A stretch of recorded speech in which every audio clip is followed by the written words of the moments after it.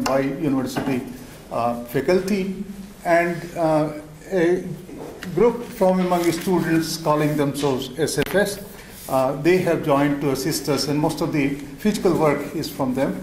I request Professor Kale to be the chair for this session here on. Professor Anand Kumar, please.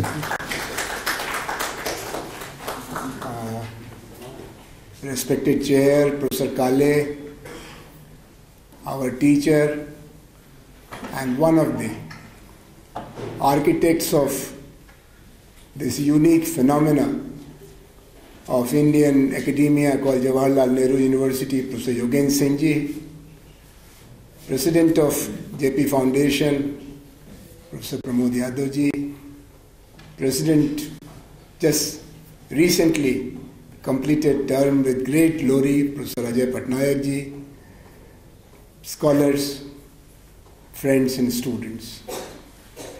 Today, a lecture series is being inaugurated by Professor Yogen Singh ji to present our self-assessment about the contributions of Jawaharlal Nehru University to our nation. The purpose is simple.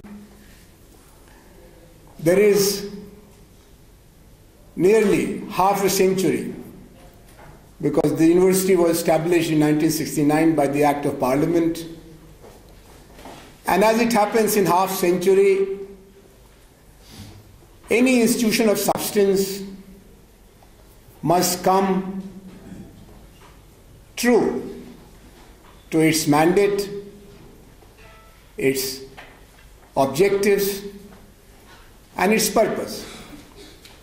Half a century in the life of a nation is not much, but half a century in the life of any university in a post-colonial society is quite a lot of time, because you have taken care of nearly 5 generations of students, if we take 10 years for a generation. And in these 5 generations engagement, what has been the outcome? Universities are supposed to be creating citizens for the new nation state. Universities are also supposed to be humanizing us as individuals with noble ideals and goals, because we come from locales, we come as a local, then we are in the university at the disposal of its masters for years under the collective institutional discipline, and then we are supposed to be evolved into a near universal human being. Was it true for JNU? Or JNU moved us from one locality to another locality, one parochiality to another parochiality, one kind of dogmatic identity to another kind of dogmatic identity. And then there is also this question of large agenda of nation building, because India was a wounded civilization at the time of independence. We got a fractured freedom on grounds of religion and on grounds of mutual hostility of certain sections of society in certain parts of our country. The country received freedom in a fractured manner.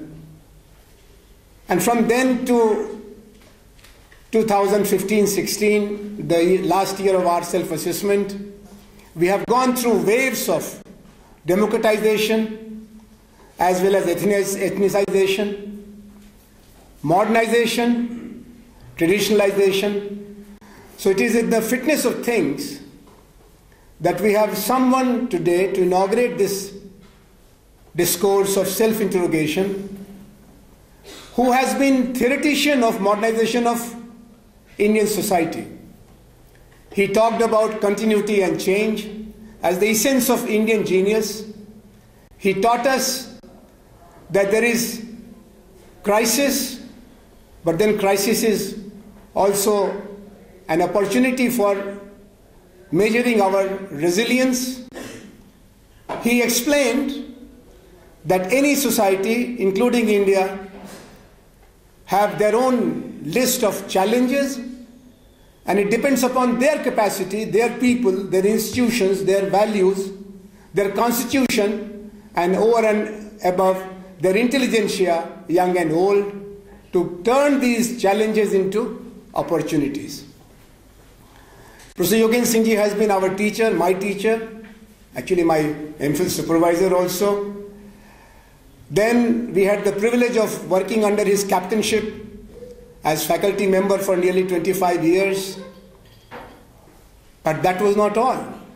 He was also one of the first, actually the first president of Jawaharlal Nehru University Teachers Association, which is a much maligned body today, because they think that JNU teachers create more hurdang, more halla bol than the JNUSU.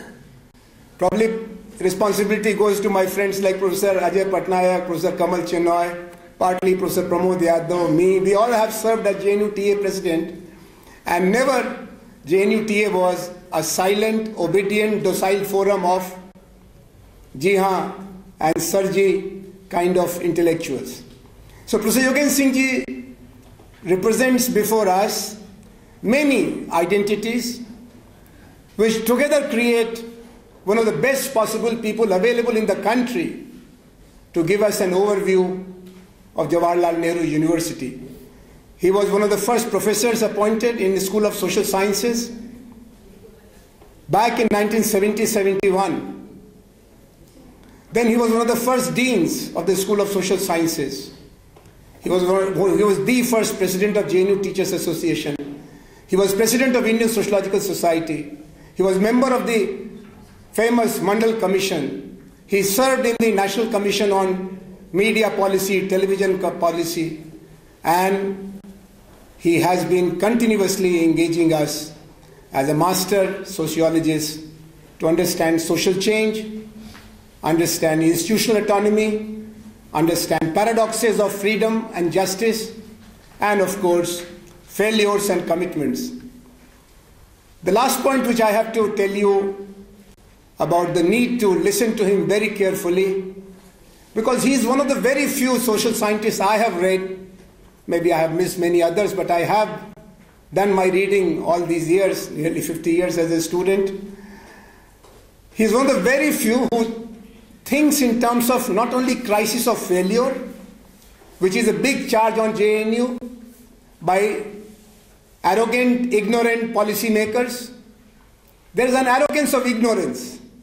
जब हमको कुछ पता ही नहीं है तो उसका अहंकार भी हो जाता है. मूर्खों से ज्यादा अहंकारी कोई नहीं होता. शास्त्रों में लिखा हुआ है विद्या ददाति विनयम. जब विद्या आएगी तो उसके साथ विनय आएगा, और जैसे जैसे ज्ञान बढ़ता जाएगा आम के भरे पेड़ की तरह से आप और झुकते चले जाएंगे कि मुझे क्या मालूम, मुझे और सीखना है. लेकिन मूर्ख समझते हैं कि मुझे तो सब मालूम है क्योंकि मेरी नाक पर मक्खी बैठी है, मुझको दिखाई पड़ती है. और उन लोगों ने ये कह रखा था कि जेएनयू को बंद कर देना चाहिए. It's a waste of tax payers money.